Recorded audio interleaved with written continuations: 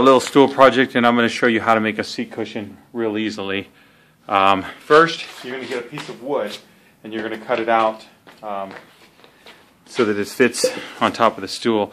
What you got here is a little angle iron with holes, and you'll see how that's going to hold the piece of wood in. We're just using particle board. It's like a 5/8 particle board. It's cut to size. What we're going to do is we're going to put that there, and we're going to use what's called T-nuts so that you can hold this to the stool and have it so that it doesn't just move around or the screws just eat away at the particle board. Because what will happen is when you're sitting on the seat, you're going to have a lot of movement, and if you just use wood screws, eventually they're just going to fall out. So you need to use some threaded inserts, and they're called T-nuts. Okay, so this is what the T-nuts look like, and you can see right there. These are available from the Home Depot. You could probably get them at Lowe's and Ace Hardware. They're pretty straightforward, and this is what they look like out of the bag. And if you look at the T-nut, you'll see those sharp barbs. What happens is they're going to dig into the wood. So you're going to drill a hole, and then you're just going to put this into the hole, and you're going to pound this down into the particle board. Now, it's usually made for softer woods like pine, so sometimes you have a little bit of an issue when you're dealing with particle board like this. But another trick that you can use is you put this in the hole, and then you tap on it with a hammer. You'll have 4 little divots. Then you take a drill bit, and you're going to drill those 4 holes out, and they're going to be smaller than the barbs. And that'll kind of facilitate these, help them to go into the hole and then hold in place. Because the last thing you want to do is pound this in and have the barb go up, which they'll do sometimes, and flatten out or break off. Once you do that, you now have threads, and then you take your bolt from underneath, and then you'll screw this in. The T-nut has to go in before you upholster it, because when you tighten the bolt, you're basically going to compress, and this is going to pull downwards. So if you were to put the T-nut in the bottom like this, as soon as you tighten the nut, it would just pull the T-nut right out of your wood. So once this is upholstered, you're not going to be able to see it. The upholstery that we're going to do is, what we're going to do is a real simple method. We're going to stack foam on top of here. We're going to take material and roll the material over. This is not the thickness of the foam. We'll probably double, triple, or even quadruple it to get it to the height we want. Or maybe even use 2 different styles of foam just to give it some body and some bounce. And then we'll stretch our material over, and then we'll flip this board over and staple it. It's pretty straightforward, but I'll show you how we do it. Stop. Okay, keep going. I want to make sure.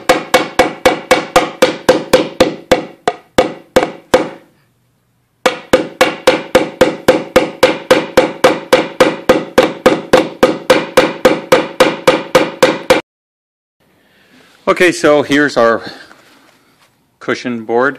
There's a piece of foam, and what we're going to do is we're going to cut the foam to the board, and we're going to put that in the middle and probably sandwich another piece of this on top. So here's our foam. It's sandwiched right in between 3 layers. There's the nutserts. What you'll notice is right here on this edge, I beveled it a little bit, because the material is going to overlap that, and I don't want a square edge, I want it to bevel. Now, we're not going to be cutting and sewing this, so we're not going to get a clean, crisp corner, which you can do if you want to break out the sewing machine, and then you'll just cut the corners like this, and then put these 2 together, and you're going to cut this little piece out. But what we're going to do is we're just going to pull it over. So there'll be some wrinkles, but you'll see the end result. Alright, so you're just going to take your material and your foam and your board. You're going to center it on your material. We have plenty of extra, and we're just going to start, make sure that you got it pretty much centered, like that, and we do it from this side too, and it's pretty close right there. So what we're going to do is we're going to use a pneumatic stapler like this. You can pick this up at Harbor Freight, but under $20. And you pull this over like this, and you can start in the corners too, but we'll do the corners last. Actually, maybe we'll do the corner first. Just based on when you overlap it, what you're going to get is you're going to get a wrinkle. So yeah, I think the corners should be first. So we'll do that and put a staple there. We're going to do your 4 corners. Now I'm compressing the foam a little bit as I do that, and that'll tighten the upholstery up. So go ahead and put one in right about there. You do this side, push down a little bit, compress. And we're going to do the same thing on all the corners.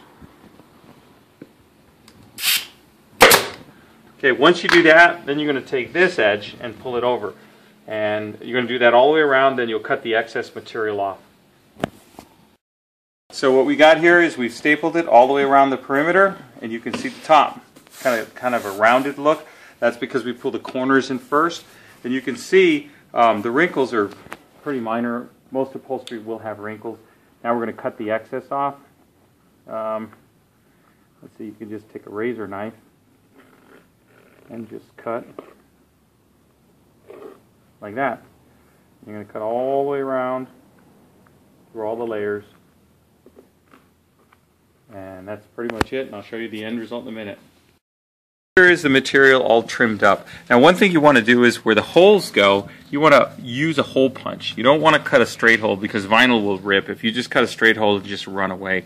So what we did here was we just did a little hole, and because it stretches, it doesn't have to be perfect. This will go right in and bolt it right in, and you'll see how that works. But for now, that should be good. And this doesn't have to be tight either, because remember that this piece is going to be right here, and this whole edge is going to be pulled down taut. And that's it for the bottom of the cushion, and I'm going to bolt it on now. Okay, so here's the bottom view, all bolted up. And let's flip this over. And there you have it, a stool cushion. Have fun with your project.